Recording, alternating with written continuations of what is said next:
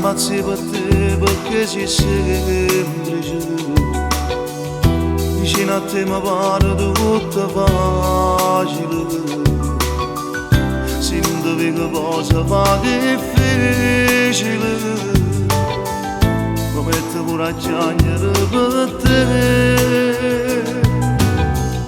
tu mi hai imparato come si può vincere, lontana da te io sono da perdere, quindi pensiero tu e mi voglio